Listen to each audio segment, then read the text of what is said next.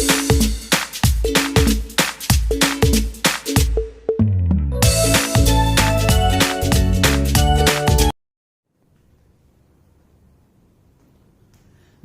विद्यार्थी मित्र हो, you are at Inamdar Chadda science academy. मी संजय इनामदार, तुमचा फिजिक्सचा टीचर. महाराष्ट्र शासनाने यंदाच्या 12वीच्या बोर्डाच्या परीक्षेसाठी काही प्रश्नांची प्रश्नपेढी तयार केलेली आहे. एक क्वेश्चन बँक दिलेली आहे जी तुम्हाला बोर्ड्सच्या परीक्षेच्या तयारीसाठी पूरक आहे.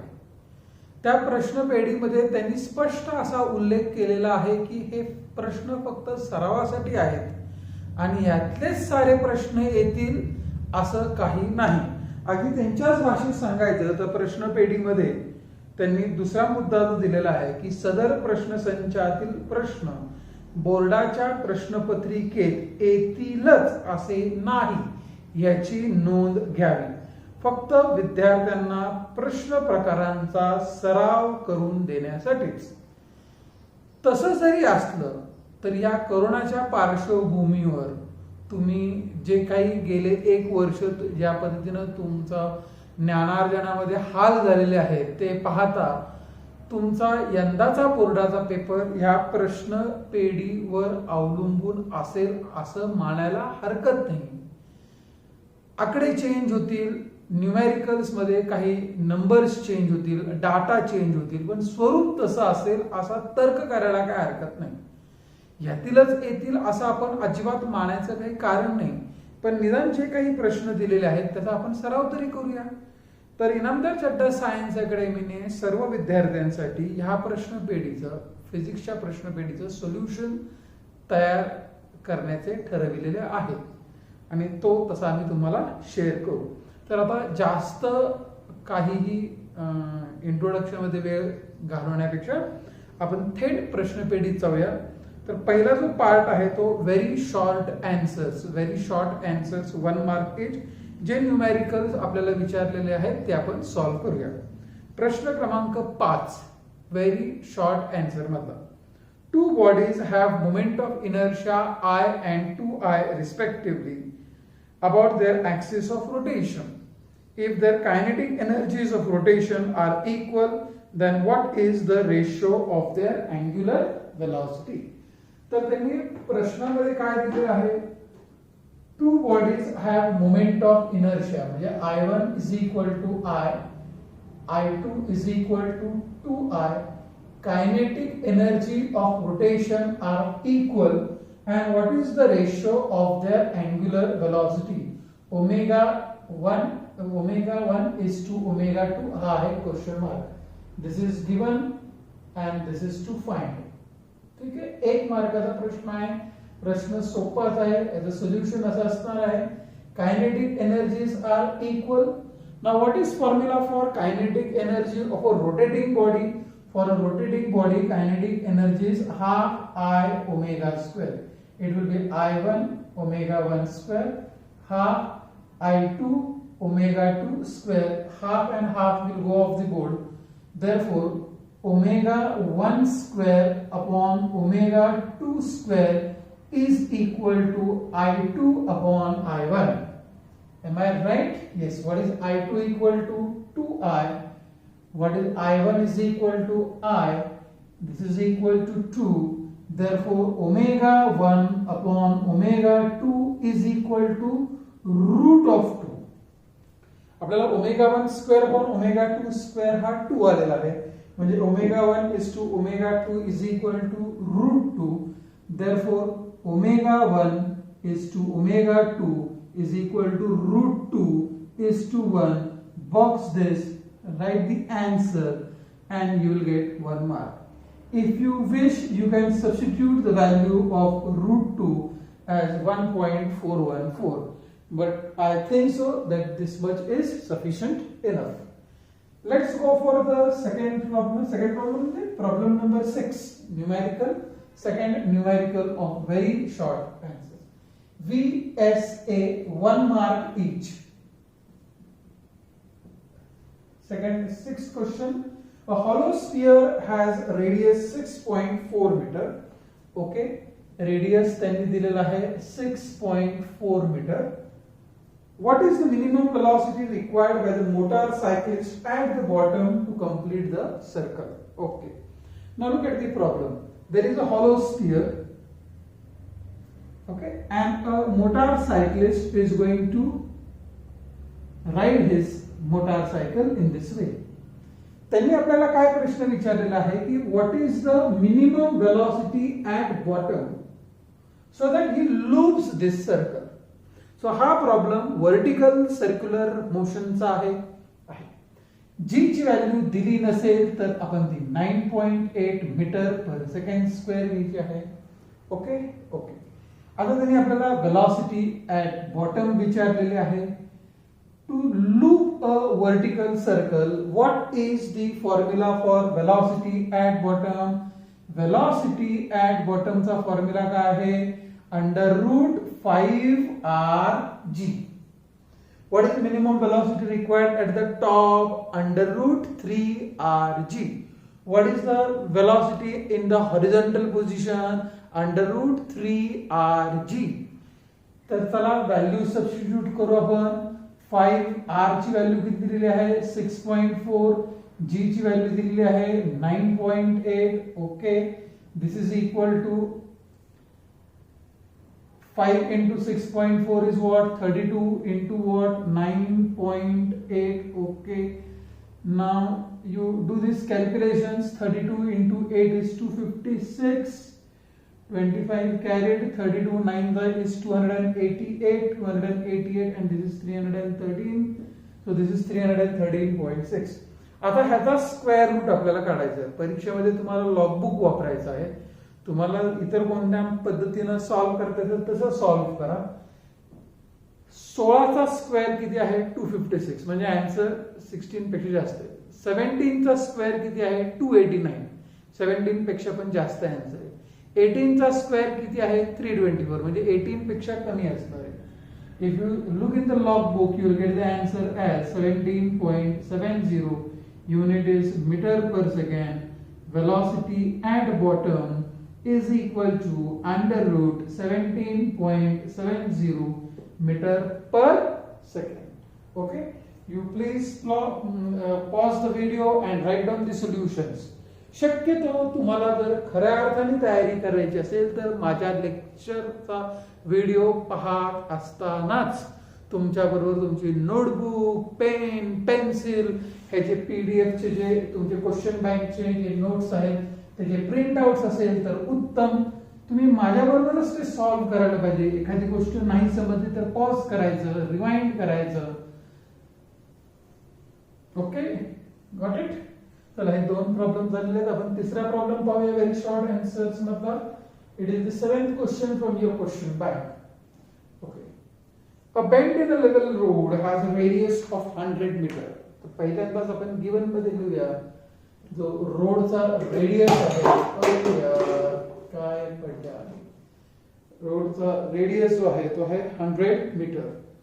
What is the maximum speed with which a car during this bend may have without skidding? Okay, the maximum speed विचारलेलं त्यांनी कोएफिशिएंट ऑफ फ्रिक्शन दिलेला आहे 0.8. जी बद्दल काहीच बोलले नसत. You have to take it as 9.8 meter per second and they are asking us to find V safe, V maximum safety speed. Okay. Now note one thing. त्यांनी आपल्याला कर्व्ड हॉरिझॉन्टल रोड असा त्याच्यामध्ये उल्लेख आहे. पेंड म्हणजे कर्व्ड आहे. Horizontal road म्हणजे तो रोड बँक्ड नाही. The maximum safety speed, maximum safety speed of a vehicle on a curved horizontal road, on a curved horizontal road. Horizontal road हा जो आपण म्हणतो it is an unbanked road, is V max is equal to under root mu rg. Mu ची value किती आहे? 0.8. ठीक आहे. R small value आपण घेतली. आर ची व्हॅल्यू किती आहे 100, जी ची किती आहे 9.8. 0.8 into 100 किती 80 into what 9.8. ओके, 80 ला मी 16 into 5 लिहितो. Okay, what is 5 into 9.8? 5 into 9.8 is 49. Be happy, सगळे राऊंड फिगर झालेले आहे. 16 चा स्क्वेअर रूट किती आहे 4, 49 चा किती आहे 7. So answer is what 28 metre per second. So what is the maximum safety speed of a vehicle on a curved horizontal road? It is equal to 28 meters per second and you will get 1 mark. But please take a note of this problem. आता next part कडे आपण जाणार आहोत आणि जो आहे 2 मार्काचा section. Okay, चला let us start with it. Short answers SA 2 marks. ठीक आहे, मी फक्त न्यूमेरिकल सॉल्व करत आहे. जर तुम्हाला असं एखादं वाटलं की सर हा थेरॉटिकल पार्ट सुद्धा आम्हाला समजून सांगा, तर तसं तुम्ही मला व्हॉट्सअप करा. मी तोही पार्ट तुमच्यासाठी त्याचेही व्हिडिओज तयार करेन. सध्या फक्त आपण न्यूमेरिकल सॉल्व करत आहोत. तर numerical start with your problem question number 4. Let's see what is the question. The moment of inertia of a body about given axis of rotation is 1.2 kg meter square. Moment of inertia. त्यांनी काय आपल्याला given आहे moment of inertia is 1.2 kg meter square. Okay. Initially body is at rest. म्हणजे initial angular velocity त्याची किती आहे 0. Okay. For what duration on angular acceleration of 25 radian per second square must be applied about its axis in order to produce rotational kinetic energy of 1500 joules. Rotational kinetic energy किती पाहिजे 1500 joule. Problem एकदम simple आहे की आपल्याकडे एक wheel आहे. ठीक आहे, दिस व्हील इज एट रेस्ट. आता ह्याला आपण फिरवायचं. किती वेळासाठी फिरवायला पाहिजे की तिची कायनेटिक, आता इनिशियली ती व्हील रेस्टला आहे, ती इनिशियल कायनेटिक एनर्जी काय आहे 0. ती किती वेळासाठी फिरवली पाहिजे की जेणेकरून तिची कायनेटिक एनर्जी किती होणार आहे 1500 जूल. ठीक आहे, म्हणजे याचा अर्थ काय, रोटेशनल कायनेटिक एनर्जीचा फॉर्म्युला काय आहे. रोटेशनल कायनेटिक एनर्जीचा फॉर्म्युला काय आहे हाफ I ओमेगा स्क्वेअर. ठीक आहे, तुमची रोटेशनल कायनेटिक एनर्जी किती पाहिजे आहे 1500 जूल. ठीक आहे, हाफ I ची व्हॅल्यू किती आहे 1.2 kg metre square omega square. Omega square is 1500 into 2 divided by 1.2. Am I right? So this is 3000 divided by 1.2. If you divide 3000 by 1.2, you will get 2500.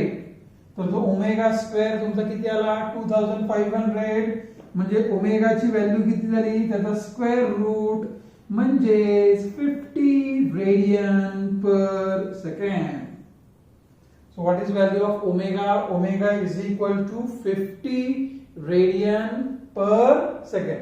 म्हणजे तुम्ही तो जो अँग्युलर ऍक्सिलरेशन आहे 25 radian पर second square, तितक्या angular ऍक्सिलरेशननी व्हीलचा speed वाढणार आहे. आता हे किती वेळासाठी किती वेळ लागेल की सुरुवातीला वेग किती होता 0, आता किती आहे 50. तर 0 to 50 व्हायला त्याला किती वेळ लागेल. ओके, आता आपल्याला ट्रान्सलेशनल मोशनचे कायनेमॅटिकल इक्वेशन सहज लक्षात असतात. आपलं पहिलं कायनेमॅटिकल इक्वेशन काय आहे v is equal to u plus at. बरोबर आहे. For rotational motion first kinematical equation, तुमचा पहिला कायनेमॅटिकल इक्वेशन काय आहे v फायनल वेलॉसिटी, इथं फायनल अँग्युलर वेलॉसिटी लिहायचं. U initial velocity, initial angular velocity. A linear acceleration, angular acceleration into t. तर हा तुमचा रोटेशनल मोशन साठी फर्स्ट कायनेमॅटिकल इक्वेशन आहे. Omega is equal to omega naught plus alpha T. हे काय परीक्षेत लिहिण्याची आवश्यकता नाही. ओमेगाची व्हॅल्यू किती आहे आपल्याला 50. ओके. इनिशियल अँग्युलर वेलॉसिटी किती होती 0. ओके. अल्फाची व्हॅल्यू किती आहे 25. टाइम किती आहे ठाऊक नाही, तो तर आपल्याला शोधायचा आहे 25t. therefore t is equal to 50/25. so answer is equal to 2 seconds, and in this way you will get 2 complete mark.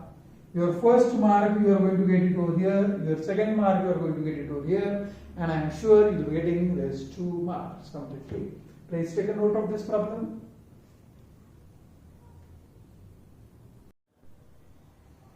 I hope so you are enjoying the solutions. Let us go for the fifth problem from a short answer.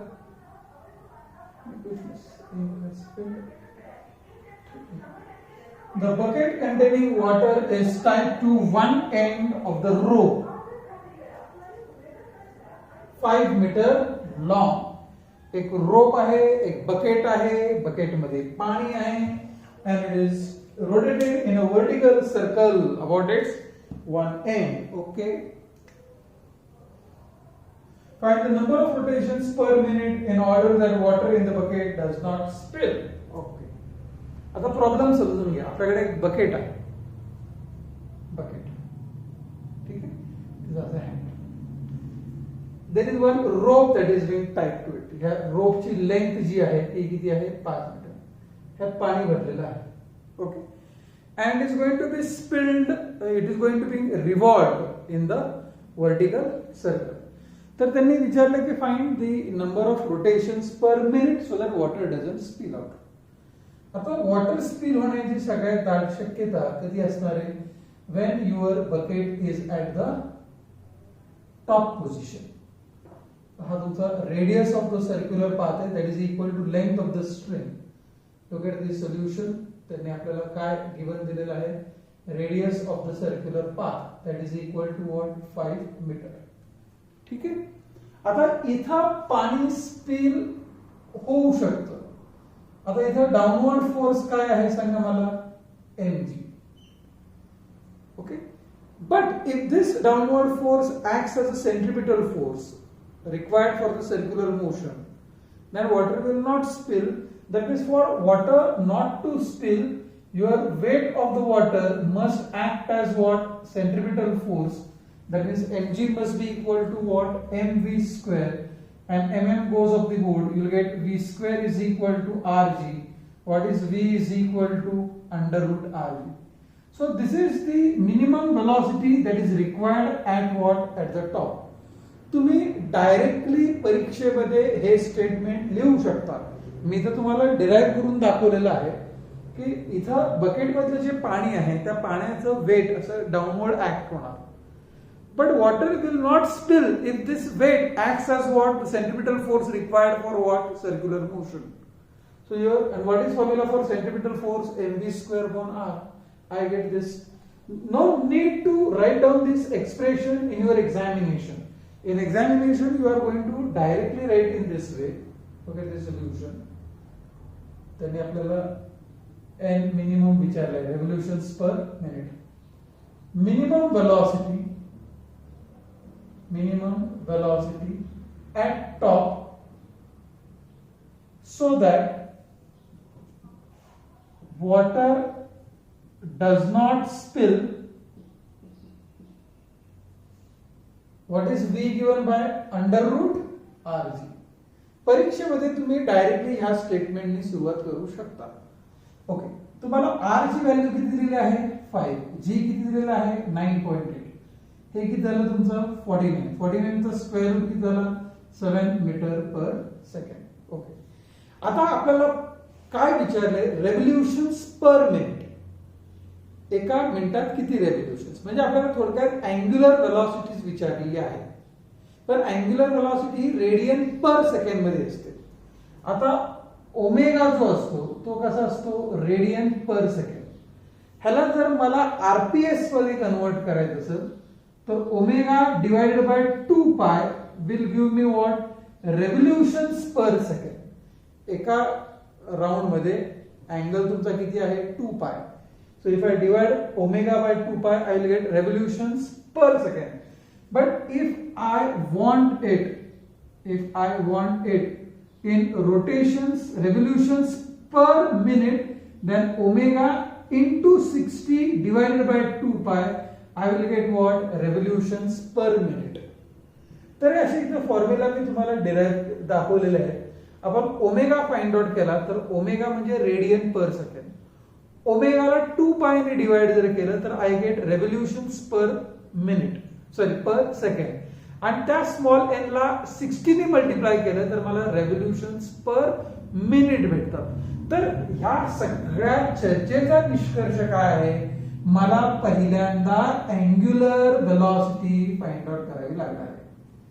Angular व्हेलॉसिटीचा formula काय आहे, v upon r. एकदम सगळ्यात लिंबू टिंबू formula आहे आपला 12वीतला हा. Relation between linear velocity and angular velocity. V is equal to r omega. Omega is equal to what? V upon r. V किती दिलेला आहे 7. R किती दिलेला आहे 5.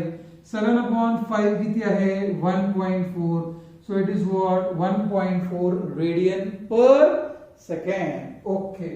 आता therefore the question मध्ये काय, rotations per minute. Therefore rotations per minute, that is rpm, is given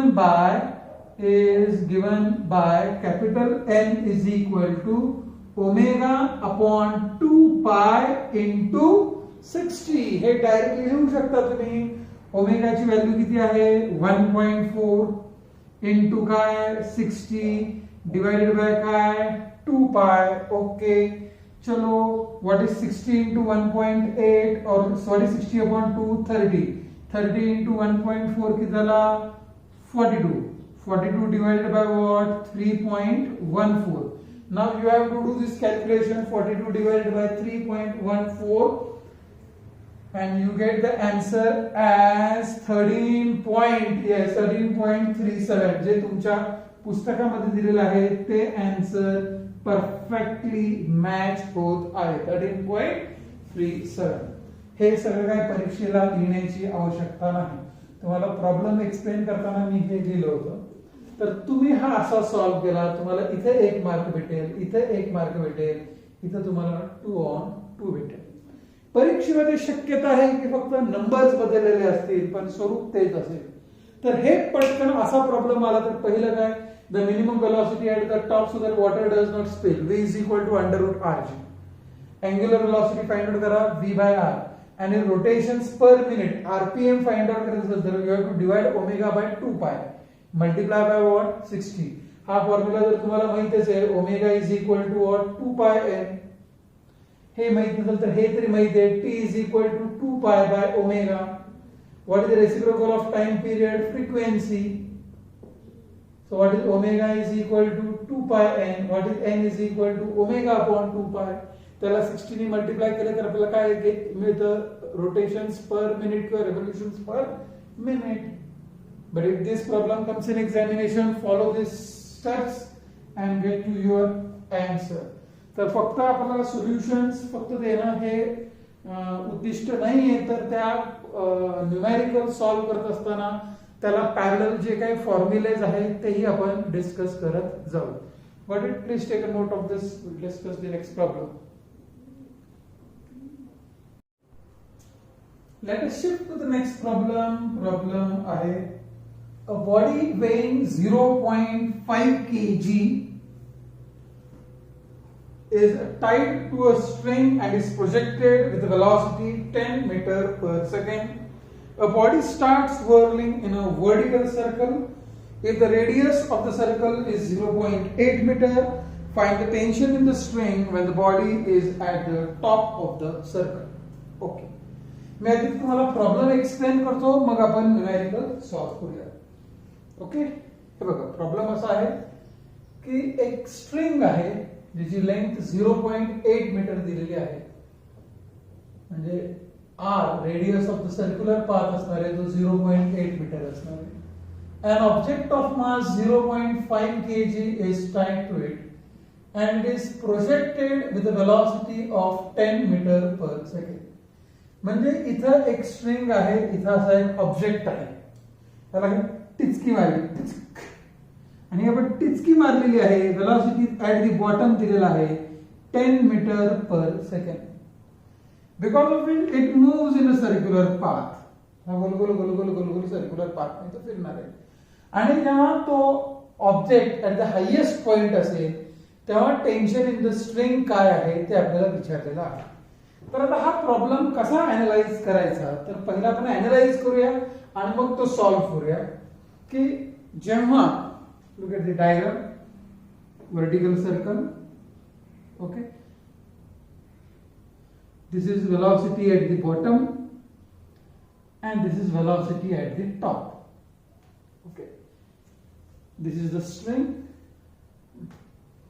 जेव्हा ऑब्जेक्टला आपण टाय केलेल्या स्ट्रिंगने आणि स्ट्रिंगला गोल गोल गोल गोल फिरवतो, वेलॉसिटी ऍट द बॉटम ही नेहमी वेलॉसिटी ऍट द टॉप पेक्षा जास्त असते. ही त्यांनी दिलेली आहे 10 metre per second.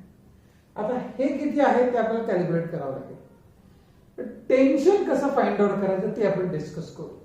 When it is at the top position, the tension is along the radius towards the center. This is the tension.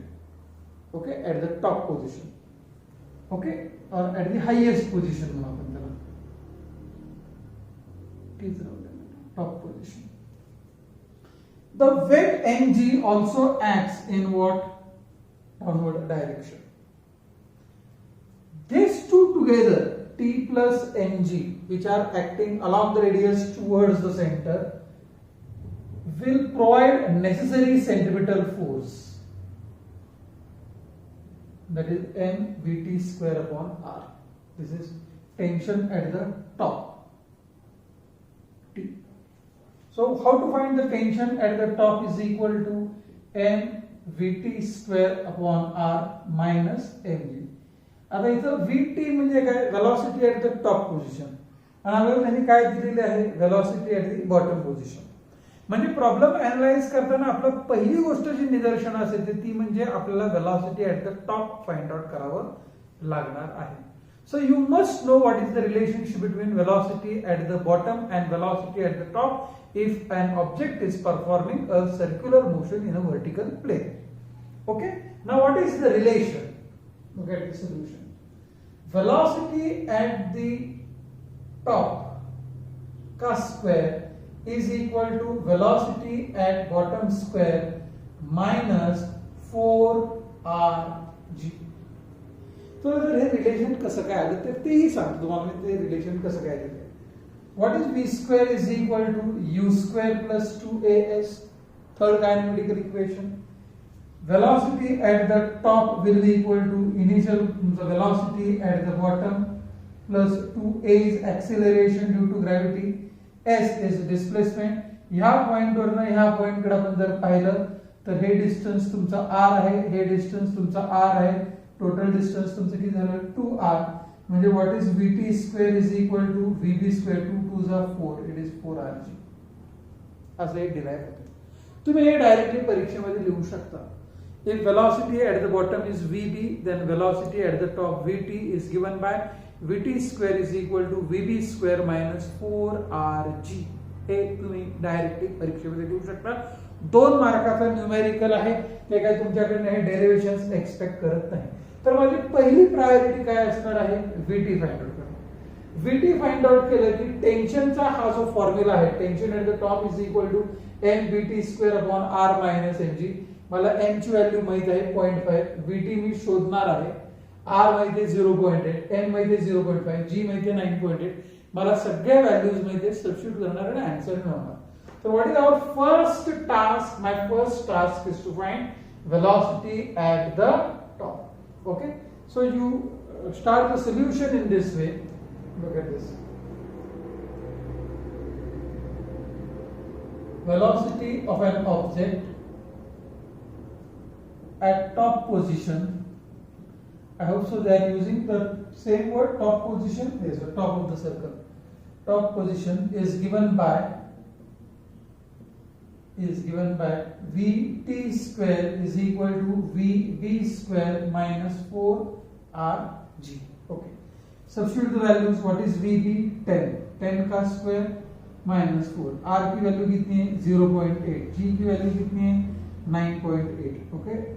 This is equal to 100 minus 0.8 into 4 is what? 3.2 into what? 9.8. Okay. This is equal to 32 8s are is 256, 25 carried, 288 and 25, 331, 288,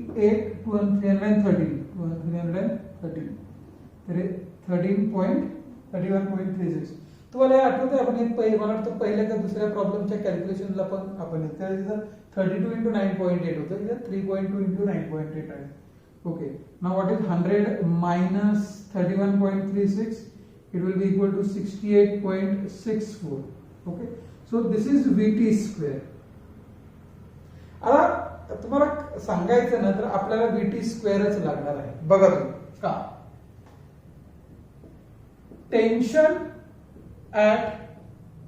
tension in the string when object is at top position is T is equal to mv square upon r minus mg, velocity at top. तर आपल्याला इथे Vt स्क्वेअरच लागणार आहे. Vt calculate करण्याची काही आवश्यकता नाही. तुम्हाला वाटत असेल लॉगबुक पटकन वापरता येत असेल कॅल्क्युलेट करायचं आहे तर ते करा. It is equal to 8.28 meter per second. You can keep it just with Vt square also, 68.64 meter square per second square. चला व्हॅल्यू सबस्टिट्यूट करू. मास किती आहे? 0.5. Vt किती आहे? Vt square 68.64 divided by R किती आहे? 0.8 माइनस n किती आहे? 0.5 इंटू G किती आहे? 9.8. Okay, 68.64 into this will be equal to 34.32 upon 0.8, 4.9. बघा तुम्ही याचा हाफ करायचं ना, 34.32.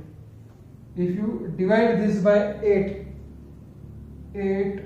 4s are 32, बरोबर, 23, 8 2s are 16, 72, 42.9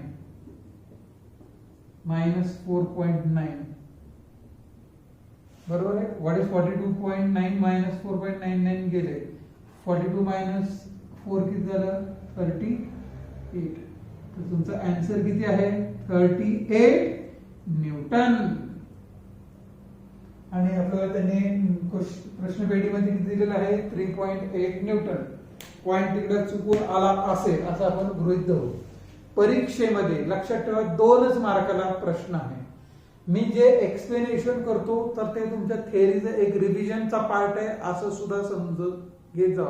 मला फक्त न्यूमेरिकल डाटा गिवन सोल्युशन असं करायचं नाहीये. परीक्षेमध्ये एवढंच लिहायचं आहे. velocity of an object at the top position is given by tension in the string in the top position is given by. Substitute the values, get the answer. Got it?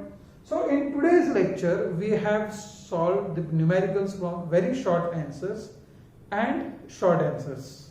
Okay, so we will end the first lecture at this point. In my second lecture I will be solving the numericals from the next part, that is तुमचा long answers आहेत आणि short answers for 3 marks. आता आपण जे solve केले हे 2 मार्काचे आणि 1 मार्काचे आपण सॉल्व केले होते.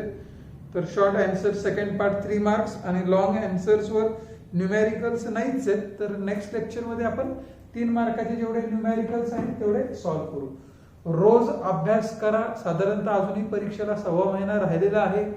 रोज एक साधारणतः 16 चॅप्टर्स मला कव्हर करायला 32 लेक्चर सफिशियंट आहेत. And it will be a part of revision for you. घरी राहा, सुरक्षित राहा, भरपूर अभ्यास करा. काही शंका असतील तर मला तुम्ही व्हॉट्सअप करू शकता. My WhatsApp number is 9850628281. Okay, thanks a lot. We'll meet in the next lecture. Bye.